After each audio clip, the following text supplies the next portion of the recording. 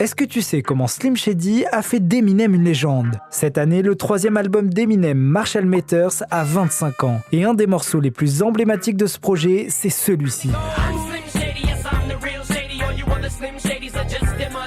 Mais ce banger, techniquement, on le doit pas à Eminem, mais à son alter ego Slim Shady. Un surnom pondu sur le trône par M lui-même, qui veut dire le maigrichon immoral, louche, pas net, malhonnête, bref, t'as compris l'idée. Tout commence en 1996 avec son groupe Les Dirty Dozen.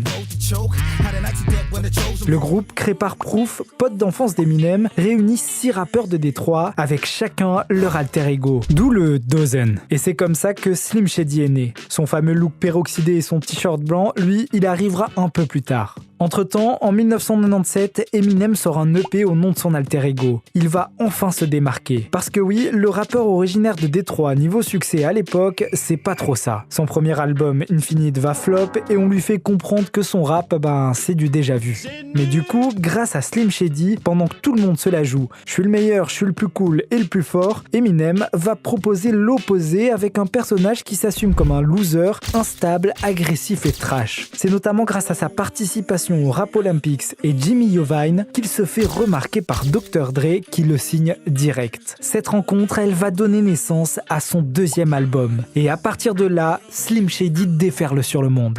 En fait, avec cet alter ego, le rappeur américain va parler plus librement de ses addictions, de ses peurs et de ses pensées les plus sombres, que ce soit sur lui, sa mère ou la mère de ses enfants. Le tout en proposant un nouvel univers artistique et musical. En fait, Slim Shady représente les côtés les plus obscurs d'Eminem. Dans The Real Slim Shady, Eminem ira même jusqu'à dire que dans n'importe qui, il y a un Slim Shady en train de dormir. Et depuis sa création, Slim Shady n'a jamais vraiment quitté Eminem. Alors oui, en 2004, Slim Shady meurt en se suicidant dans l'album Encore. Enfin, pas vraiment parce qu'il reviendra régulièrement jusqu'à son dernier album sorti en 2024, dans lequel Eminem va même débattre avec lui sur la place qu'il a occupée dans sa carrière en lui expliquant que les temps ont changé et que par exemple être homophobe et misogyne, c'est pas cool. Slim Shady, c'est, ou du coup c'était, l'alter ego le plus connu du hip-hop. Mais c'était loin d'être le seul. On pense notamment à Future avec Hendrix, Nicki Minaj et Roman Zalansky, ou encore Tupac avec Makaveli. Et ça existe même dans le rap francophone. On a par exemple Népal avec Grandmaster Splinter, Sadek avec Johnny, ou même Warren avec John.